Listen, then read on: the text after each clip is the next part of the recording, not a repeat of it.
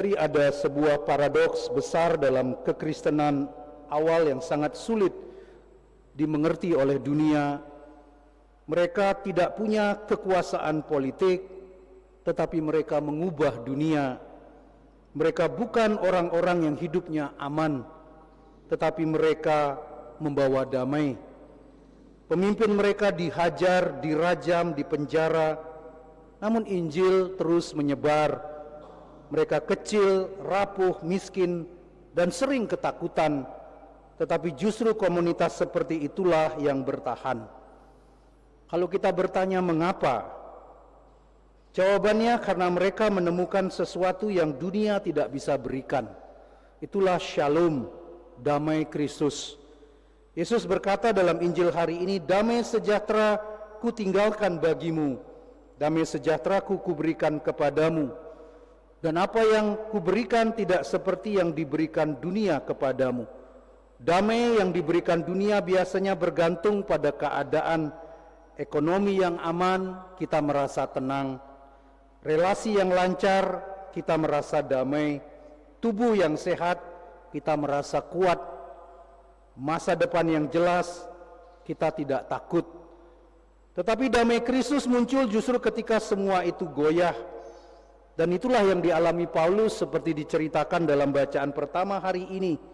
Kita mendengar Paulus dirajam sampai dikira sudah mati. Tubuhnya penuh darah, memar, bengkak, seperti dikatakan dalam suratnya. Dan mungkin ia tidak sanggup berdiri lagi. Tetapi yang mengherankan kita, ia bangkit dan kembali berjalan. Ini bukanlah sebuah romantisme. Ini karena bukan karena Paulus kebal dari segala jenis penyakit.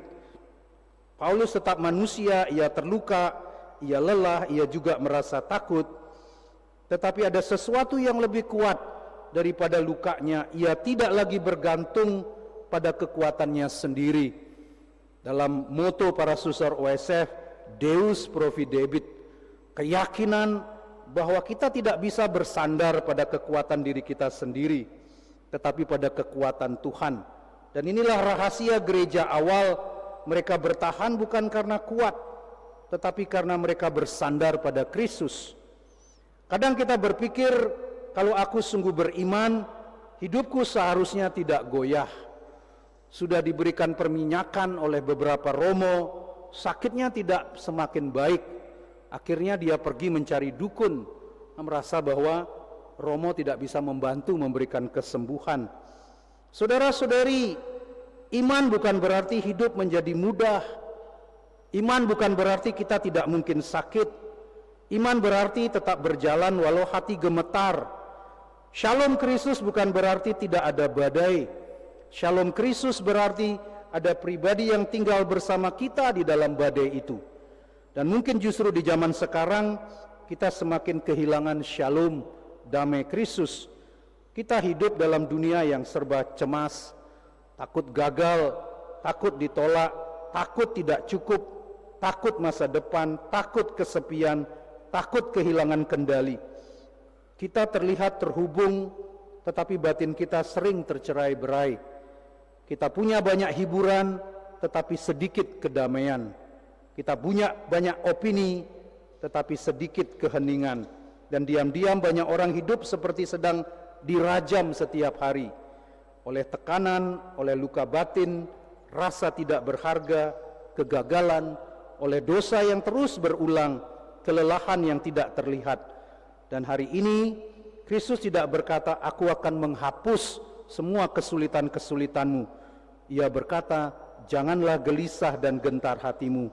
Artinya Yesus ada di dalam kita, dan kita jangan hanya bersandar pada kekuatan diri kita sendiri. Nah, paradok terbesar kekristenan adalah Allah justru bekerja paling dalam melalui kelemahan-kelemahan yang kita serahkan. Paulus yang terluka menjadi lebih kuat daripada Imperium Romawi. Nama kota-kota yang disebut dalam bacaan pertama hari ini, Antioquia, itu ada dalam dinasti Seleucid Antiochus. Kota-kota yang lain disebut Lystra, Derbe, itu adalah kekuasaan Roma. Pax Romana, Tapi Pax Romana tidak lebih kuat daripada Paulus. Mengapa? Karena Paulus tidak mengandalkan diri pada dirinya sendiri, tetapi pada Kristus yang bangkit, yang masih membawa luka, luka yang tidak hilang, luka yang tidak lagi menjadi akhir. Mungkin hari-hari ini kita juga lelah. Seorang bapak di Medan yang saya katakan tidak pernah saya ketemu, tapi terhubung lewat misa live streaming kita. Walaupun sering orang mengatakan misanya Romo Denny ini lama sekali, Romo Barto sering mengatakan engkau omong panjang sekali, tapi ada banyak orang yang memberikan saya semangat. Ada satpam yang pagi-pagi mendengarkan misa saya. Kakak saya sedang terbaring di rumah sakit mengikuti misa ini. Seorang mahasiswi Indonesia di Belanda mendapat kekuatan dari misa kita di sini. Banyak orang tersentuh oleh misa yang kita lakukan di sini. Kita sering yang hadir di sini tidak sampai berapa orang, tapi sering kali yang ikut misa live streaming itu sampai 80-an, 90-an. Lalu sesudah misa selesai masih banyak orang masih menonton lagi misa ini secara ulang. Bisa sampai 500-an orang menonton. Itu memberikan kekuatan bahwa apa yang dilakukan jauh terpencil di sini menyentuh, menjamah, memberikan kekuatan bagi orang-orang yang membutuhkan jamahan Tuhan. Untuk mereka semua itu kita persembahkan doa-doa kita. Seorang anak di Polda NTB pagi ini sedang mengikuti psikotes untuk masuk ke dinas kepolisian. Ini adalah ujian yang kelima. Dia gagal, tapi hari ini dia percaya lewat doa-doa kita dia akan diterima. Amin.